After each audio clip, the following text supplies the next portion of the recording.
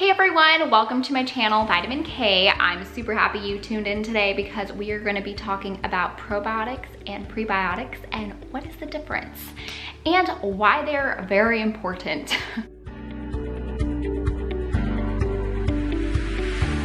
So just a little update on my life. I am an inpatient clinical dietitian. I have been working for now 8 months, and it's pretty crazy how fast time is going by.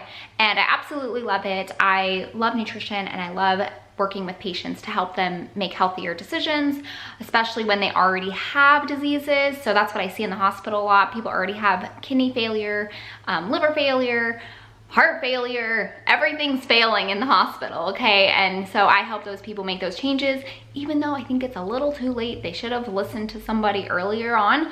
So if you are free from disease right now, make sure you're eating healthy and taking care of yourself now, because you do not want to be in the hospital with diabetes. You don't want to be in the hospital having a heart attack. I mean, genetics does play a really huge part, but also diet does. So make sure you're eating right, eat your fruits and veggies. That's all I'm saying. So back to probiotics. What the heck are they? Well, to start off with, our bodies are full of bacteria. You can wash your hands all you want and you're still gonna have bacteria on your skin. All these bacteria that live on us and in us are not really harmful, but they can be if they get out of balance, which is something called dysbiosis.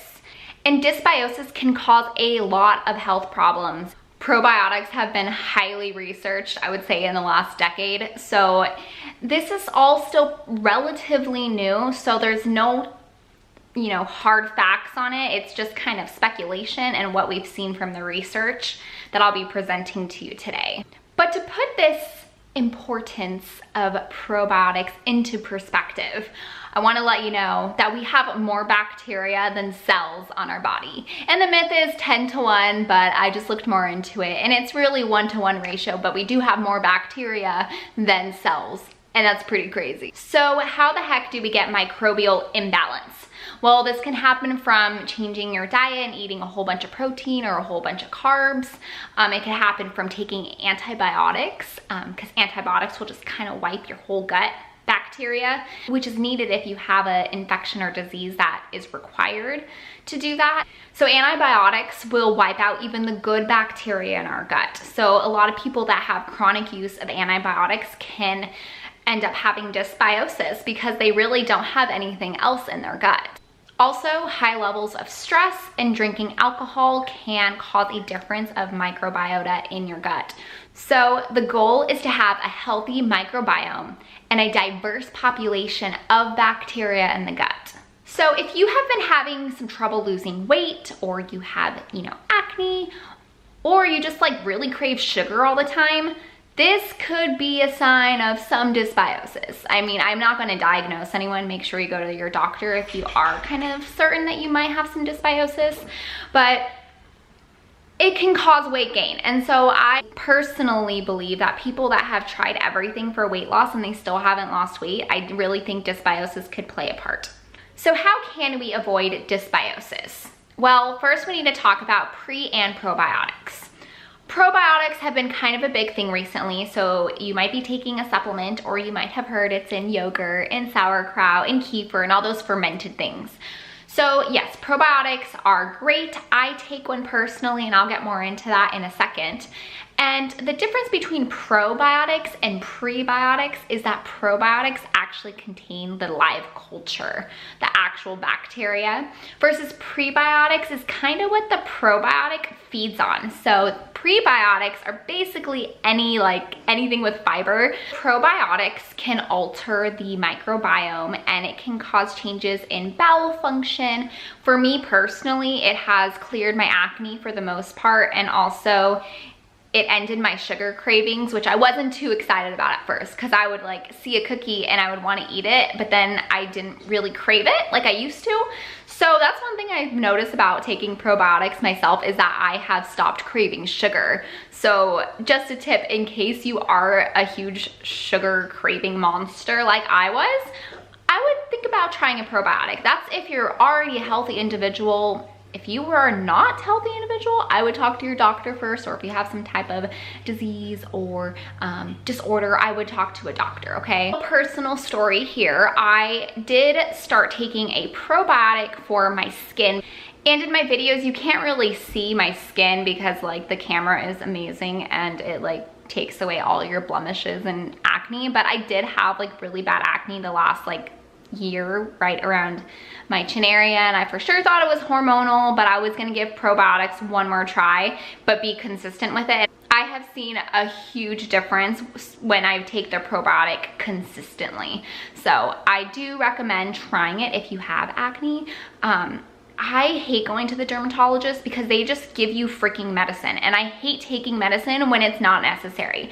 Like when you can cure disease or disorders with food, I would much rather take that approach. And maybe I'm biased because I'm a dietitian, but doctors just love to give out medication, and I'm like not for that, okay? So I try to do this on my own because the dermatologist would always try to give me medication or a topical cream, and I just don't like doing that.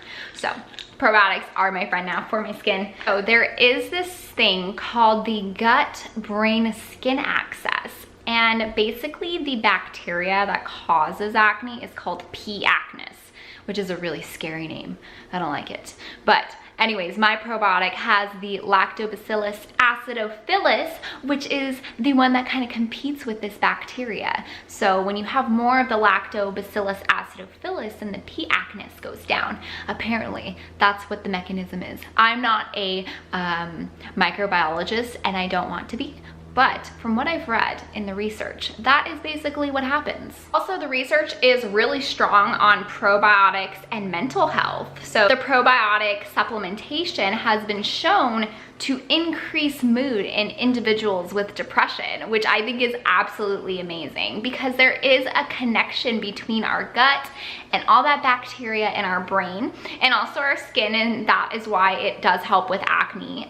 The research really isn't super strong, and I've only found 1 or 2 articles, but I have seen it for myself, and I think someone else needs to do more research. So if you're a researcher or planning to be a researcher, I would look into probiotics and acne for sure. So you might be thinking, so should I be taking a probiotic supplement? I would recommend yes, and I'll show you the one that I take and what you should look for in a probiotic supplement. The main thing when looking at a probiotic supplement, you want to find one with more than 10 strains. I've seen a lot with 8 strains, which is fine, but more than 10 strains, because the more diversity you have, the healthier gut you're going to have. So you want to have a whole bunch of different bacteria. After looking at the amount of strains, you want to look at the CFUs, which is the colony forming units. So these are the bacteria that are going to make colonies in your gut, essentially. So over 30 billion is what's recommended. So this is the one that I take. It is the Garden of Life probiotic. And like I said, it has 50 billion and then 16 different strains. And then this is a woman's formula. So, and it also has some prebiotics, which I just noticed, which is awesome. But I do still try to eat my fiber besides this. And then my husband takes the men formula. So the difference is like, you know, we have different body parts. And so this has strains for a healthy microflora down there, if you know what I mean. So if it doesn't matter, you don't have to get a gender probiotic. We just happen to do so. We're trying different ones out over the last month. So just making sure that there's more than 8 strains, and then also that there's more than 30 billion CFUs. That's what you're gonna go for. A probiotic is not going to solve all your problems. Like I was talking about earlier, prebiotics are necessary too, because that's what the probiotics kind of feed on. So you need to make sure you're eating plenty of fiber. So that's gonna be fruits and veggies. So yes, this is a public announcement to eat more fruits and vegetables, because I know we all struggle with it. Besides a few people that I work with, it's like they are amazing. How do you eat so many fruits and vegetables a day? I don't know. But we should be like them, okay? So we need to eat more fruits and vegetables, at least 5 servings a day. So some of these prebiotics that I recommend including in your diet are onion, leeks, asparagus, bananas, strawberries, oatmeals, apples, flax seeds. There are so many, but if you just think about eating more fruits and veggies, it's way easier. Or you can include those specific foods into your diet. Like eating a banana is pretty easy to include in your diet because it's already sweet and it doesn't taste bad. You don't have to cook it or anything. So, and same with apples. Just eat it, you know. All right, guys, so if you have any other questions regarding this probiotic, prebiotic conversation, please comment below and I will answer them to the best of my ability. And like I said, if you aren't a complete healthy individual, I would talk to a doctor before taking a probiotic because there are some diseases where it's contraindicated, basically meaning you probably shouldn't take it because it could worsen your disease. So just make sure you talk to your doctor before if you are planning on taking this supplement, okay? All right, guys, see you next time.